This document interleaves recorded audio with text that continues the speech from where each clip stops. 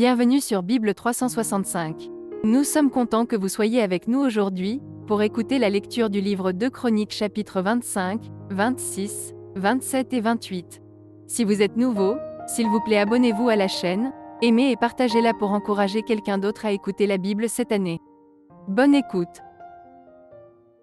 2 Chroniques, chapitre 25.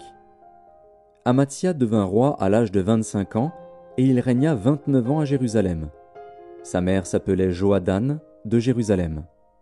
Il fit ce qui est droit aux yeux de l'Éternel, mais avec un cœur qui n'était pas entièrement dévoué. Lorsque la royauté fut affermie entre ses mains, il fit périr ses serviteurs qui avaient tué le roi son père. Mais il ne fit pas mourir leur fils, car il agit selon ce qui est écrit dans la loi, dans le livre de Moïse, où l'Éternel donne ce commandement : On ne fera point mourir les pères pour les enfants, et l'on ne fera point mourir les enfants pour les pères, mais on fera mourir chacun pour son péché. Amathia rassembla les hommes de Juda et les plaça d'après les maisons paternelles, les chefs de milliers et les chefs de centaines, pour tout Juda et Benjamin. Il en fit le dénombrement depuis l'âge de 20 ans et au-dessus, et il trouva 300 000 hommes d'élite en état de porter les armes, maniant la lance et le bouclier. Il prit encore à sa solde dans Israël 100 000 vaillants hommes pour 100 talents d'argent. Un homme de Dieu vint auprès de lui et dit : Ô roi, qu'une armée d'Israël ne marche point avec toi, car l'Éternel n'est pas avec Israël, avec tous ses fils d'Éphraïm.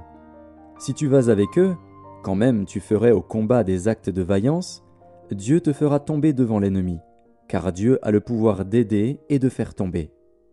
Amathia dit à l'homme de Dieu : Et comment agir à l'égard des 100 talents que j'ai donnés à la troupe d'Israël ? L'homme de Dieu répondit : L'Éternel peut te donner bien plus que cela. Alors Amathia sépara la troupe qui lui était venue d'Éphraïm, afin que ces gens retournassent chez eux, mais ils furent très irrités contre Juda, et ils s'en allèrent chez eux avec une ardente colère. Amathia prit courage, et conduisit son peuple. Il alla dans la vallée du sel, et il bâtit 10 000 hommes des fils de Séhir. Et les fils de Juda en saisirent 10 000 vivants, qu'ils menèrent au sommet d'un rocher, d'où ils les précipitèrent, et tous furent écrasés. Cependant, les gens de la troupe qu'Amathia avait renvoyée pour qu'ils n'allassent pas à la guerre avec lui firent une invasion dans les villes de Juda, depuis Samarie jusqu'à Beth-Horon, y tuèrent 3 000 personnes et enlevèrent de nombreuses dépouilles. Lorsqu'Amathia fut de retour après la défaite des Édomites, il fit venir les dieux des fils de Séhir et se les établit pour Dieu. Il se prosterna devant eux et leur offrit des parfums. Alors la colère de l'Éternel s'enflamma contre Amathia, et il envoya vers lui un prophète, qui lui dit : Pourquoi as-tu recherché les dieux de ce peuple, quand ils n'ont pu délivrer leur peuple de ta main ? Comme il parlait, Amathia lui dit : Est-ce que nous t'avons fait conseiller du roi ? Retire-toi. Pourquoi veux-tu qu'on te frappe ? Le prophète se retira, en disant : Je sais que Dieu a résolu de te détruire, parce que tu as fait cela et que tu n'as pas écouté mon conseil. Après s'être consulté, Amathia, roi de Juda, envoya dire à Joas, fils de Joachaz, fils de Jéhu, roi d'Israël : Viens, voyons-nous en face. Et Joas, roi d'Israël, fit dire à Amathia, roi de Juda : L'épine du Liban envoya dire au cèdre du Liban : Donne ta fille pour femme à mon fils. Et les bêtes sauvages qui sont au Liban passèrent et foulèrent l'épine. Tu as battu les Édomites, penses-tu, et ton cœur s'élève pour te glorifier. Reste maintenant chez toi. Pourquoi t'engager dans une malheureuse entreprise qui amènerait ta ruine et celle de Juda ? Mais Amathia ne l'écouta pas, car Dieu avait résolu de les livrer entre les mains de l'ennemi, parce qu'ils avaient recherché les dieux d'Édom. Et Joas, roi d'Israël, monta. Et ils se virent en face, lui et Amathia, roi de Juda, à Beth-Shemesh, qui est à Juda. Juda fut battu par Israël, et chacun s'enfuit dans sa tente. Joas, roi d'Israël, prit à Beth-Shemesh Amathia, roi de Juda, fils de Joas, fils de Joachaz. Il l'emmena à Jérusalem, et il fit une brèche de 400 coudées dans la muraille de Jérusalem, depuis la porte d'Éphraïm jusqu'à la porte de l'angle. Il prit tout l'or et l'argent et tous les vases qui se trouvaient dans la maison de Dieu, chez Obed-Édom, et les trésors de la maison du roi. Il prit aussi des otages, et il retourna à Samarie. Amatsia, fils de Joas, roi de Juda, vécut 15 ans après la mort de Joas, fils de Joachaz, roi d'Israël. Le reste des actions d'Amatsia, les premières et les dernières, cela n'est-il pas écrit dans le livre des rois de Juda et d'Israël? Depuis qu'Amatsia se fut détourné de l'Éternel, il se forma contre lui une conspiration à Jérusalem, et il s'enfuit à Lachis. Mais on le poursuivit à Lachis, où on le fit mourir. On le transporta sur des chevaux, et on l'enterra avec ses pères dans la ville de Juda. 2 Chroniques, chapitre 26. Tout le peuple de Juda prit Osias, âgé de 16 ans, et l'établit roi à la place de son père Amatsia. Osias rebâtit Élot et la fit rentrer sous la puissance de Juda, après que le roi fut couché avec ses pères. Osias avait 16 ans lorsqu'il devint roi, et il régna 52 ans à Jérusalem.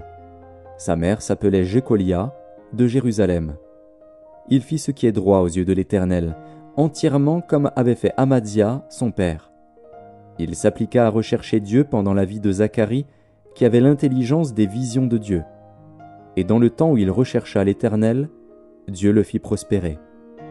Il se mit en guerre contre les Philistins, et il abattit les murs de Gath, les murs de Jabné et les murs d'Asdod, et construisit des villes dans le territoire d'Asdod et parmi les Philistins. Dieu l'aida contre les Philistins, contre les Arabes qui habitaient à Gur-Baal, et contre les Maonites. Les Ammonites faisaient des présents à Osias, et sa renommée s'étendit jusqu'aux frontières de l'Égypte, car il devint très puissant. Osias bâtit des tours à Jérusalem sur la porte de l'angle, sur la porte de la vallée et sur l'angle, et il les fortifia. Il bâtit des tours dans le désert, et il creusa beaucoup de citernes, parce qu'il avait de nombreux troupeaux dans les vallées et dans la plaine, et des laboureurs et des vignerons dans les montagnes et au Carmel, car il aimait l'agriculture.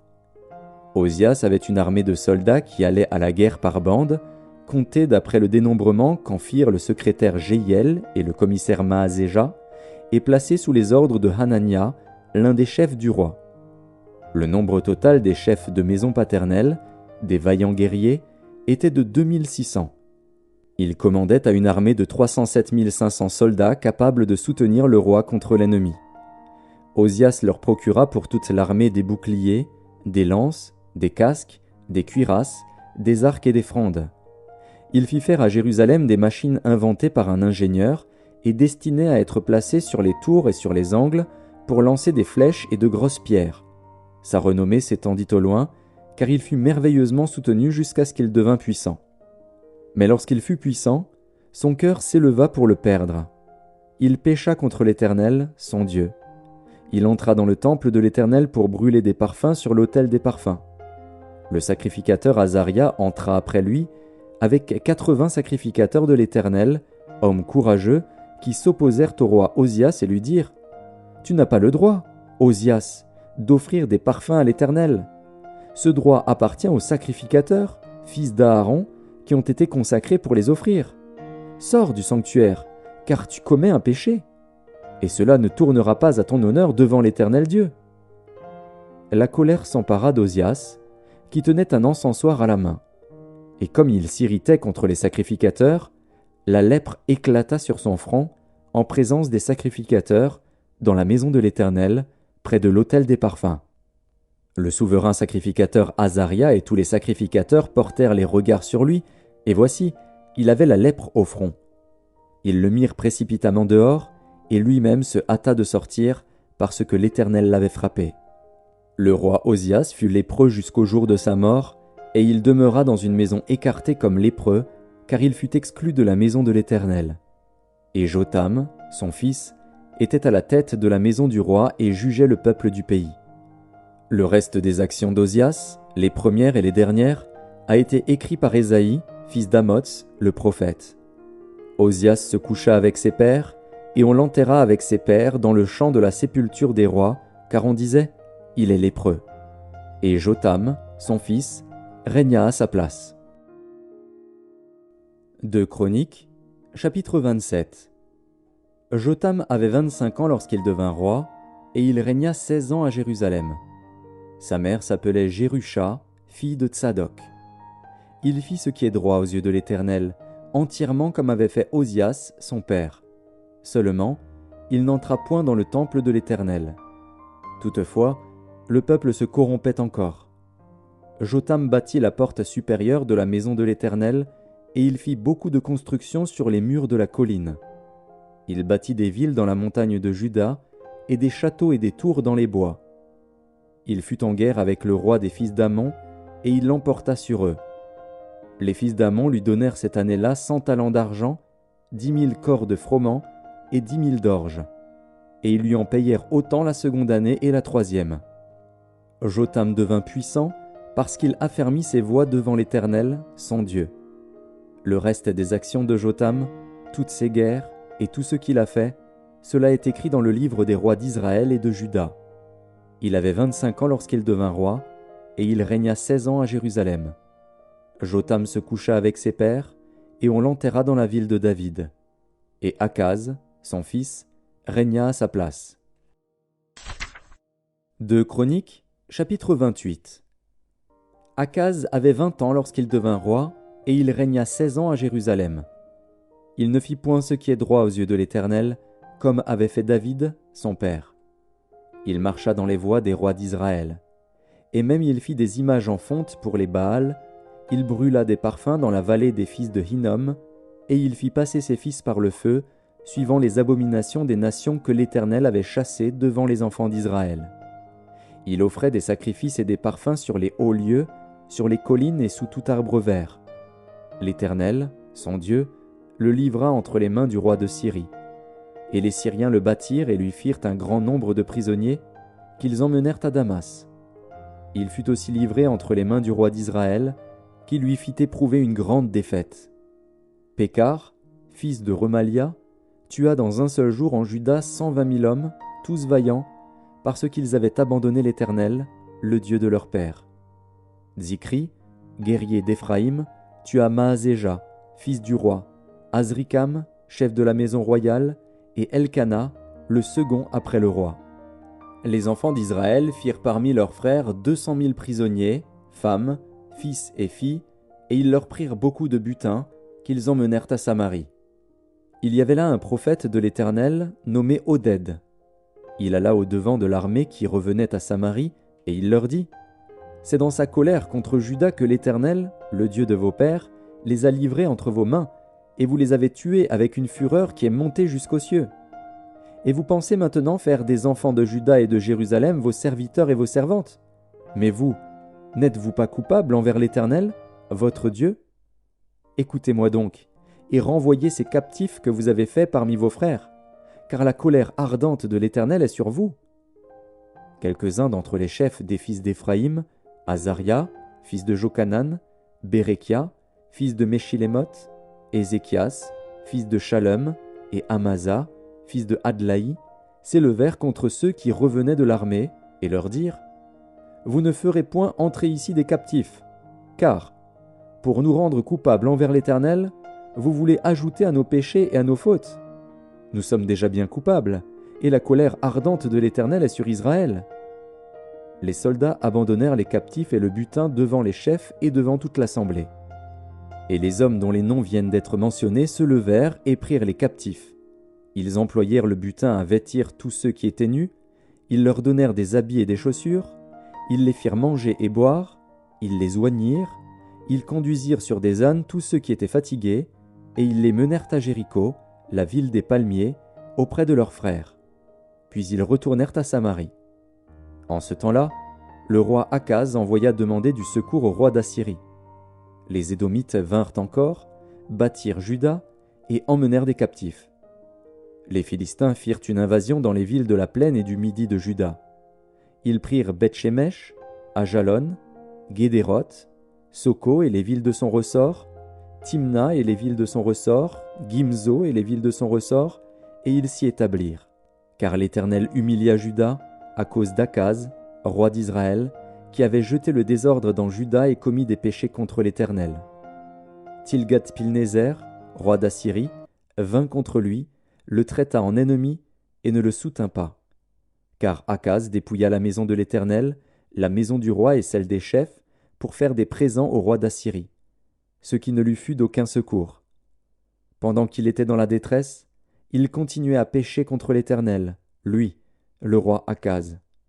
Il sacrifia au dieu de Damas, qu'il avait frappé, et il dit : « Puisque les dieux des rois de Syrie leur viennent en aide, je leur sacrifierai pour qu'ils me secourent. » Mais ils furent l'occasion de sa chute et de celle de tout Israël.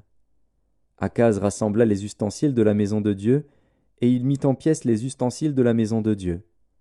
Il ferma les portes de la maison de l'Éternel, il se fit des autels à tous les coins de Jérusalem, et il établit des hauts lieux dans chacune des villes de Juda pour offrir des parfums à d'autres dieux. Il irrita ainsi l'Éternel, le Dieu de ses pères. Le reste de ses actions et toutes ses voies, les premières et les dernières, cela est écrit dans le livre des rois de Juda et d'Israël. Akaz se coucha avec ses pères, et on l'enterra dans la ville de Jérusalem, car on ne le mit point dans les sépulcres des rois d'Israël. Et Ézéchias, son fils, régna à sa place.